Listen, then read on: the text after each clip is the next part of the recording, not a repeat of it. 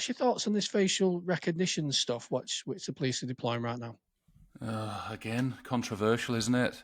Hmm. But how different is it to, for example, are you aware of the Super Recognisers program? Is that where it's a person? Yeah, yeah. So people with these abilities that can literally view thousands of images of suspects deployed on the streets, and looking, they're Right. looking for these people that are wanted or whatever. But how different is it from that? I mean, for me, I don't have an issue. I don't have an issue with the facial recognition stuff.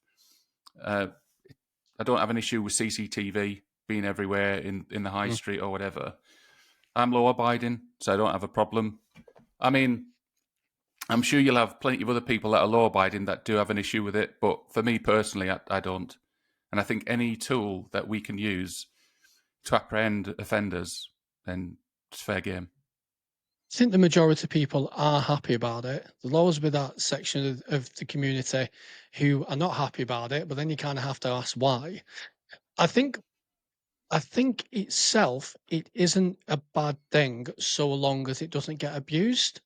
Because I think that's what a lot of the worry is, because it starts creeping into like mass surveillance then, in that everybody's constantly having their faces put on a How database or run through a database. how could it be abused?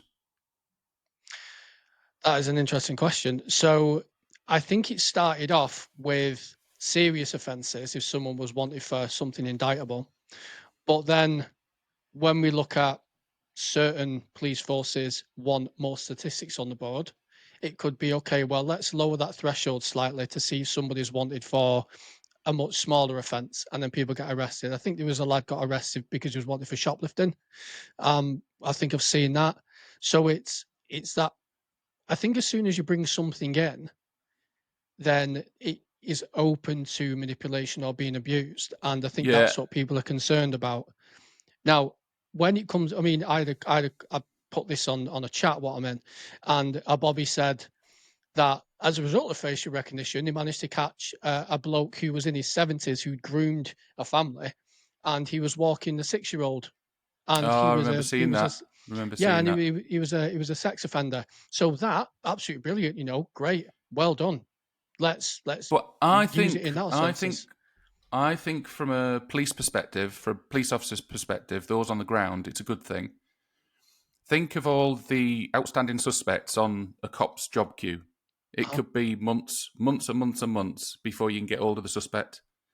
And before you know it, you've got 10, 15, 20 crimes to investigate. At least with facial recognition, if we're apprehending, even if it's low level criminals early on, then that's another job gone off the queue of a cop, and then they can focus on the next one. Very true. I like exploring both arguments with this. I don't just want to be like, oh, let's just fully go for it, because I think with technology, and obviously if it's powerful technology and with the introduction of AI, you have to be cautious of how far you go with stuff like this. I can certainly see its benefits, but I can also see, just because of my somewhat cynical nature when it comes to people in positions of power and agendas and everything else, I can see how it can be abused and manipulated if it's left unchecked. So it's an interesting debate, I think, when it comes to this, and I think that's why it is controversial, because on the face of it, it is a good thing. Like you said, it helps bring people to justice. People who are evading capture are being locked up. Preemptive people, I suppose you can say, this person who's going to the Notting Hill Carnival, he's wanted for rioting. He's likely going to potentially cause more issues there. So then it's that preemptive arrest. I'd love to know the full extent of what it's used for. Yeah. We know it's used already for wanted suspects, but what else is it being used for? Is it Do being you used for think? anything else? Well, that's it, and I think that's the concern. Is like at the minute it's this. Could this then encroach into something later on? What's your thoughts on using it as justification to stop search somebody? So, for example, if you have a guy walking down, or a lady, we have to be fair. If you have a person walking down the street and you know that they have a lot of intel for carrying weapons on them, and you know they're in that public space, do you think that's then justification to go, well, that person's clearly them, we know it's them, to then go and stop search them? Is intel alone enough to stop and search somebody? So I guess it depends on the intel, really. Like I've Yeah. stopped search people because I know that they're a prolific drug user, or I know that they're a drug dealer, or they have weapons on them. Like they've got markers coming out their ears, and they've got intel dripping off them for this. Yeah, I think nowadays cops have got to justify a lot more.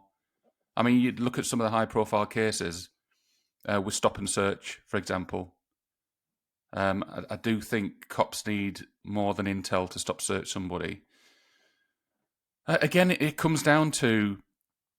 I think a lot of it will come down to data. If they're using facial recognition technology as part of their intel gathering, and it's reducing crime, and we're getting people off the streets that shouldn't be on the streets in the first place, then again, I'm open to it. But again, I can see where you're coming from. We need to have a private life. Everybody's got a right to Uh, to But private then life. the argument with that is, well, you're on CCTV all the time, and that's technically an invasion of your privacy. But is that being captured for another reason? If you're just on camera, then Hmm. that's one thing. But if you're on camera and your face is being run through algorithms, and also, algorithms aren't perfect, they can get things wrong. So there could be mistaken identities and everything else. But I think with the big people, like I said, that prolific sex offender, your people that are wanted for serious offences, chances are it's not just one photo you've got of them. They've probably been through the system a few times. So it's more likely to capture them.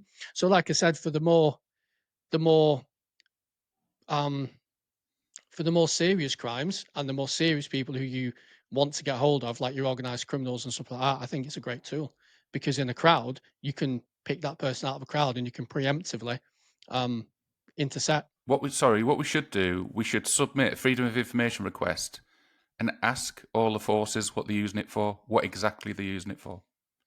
That'll be interesting. Don't be giving Mm. me more work to do, Paul. Okay, so a controversial topic when it comes to that deployment, I think if it's used properly, it can be an amazing tool. Really can be. But I think it is open with a new technology like this, which is still in its infancy, and with the evolution of AI and everything else.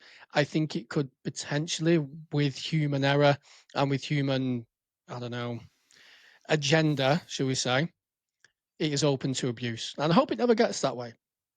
Yeah, So, I mean, you can say the same about anything. You can say the same about policing systems, intel systems, police national computer, all the tools that they've got currently.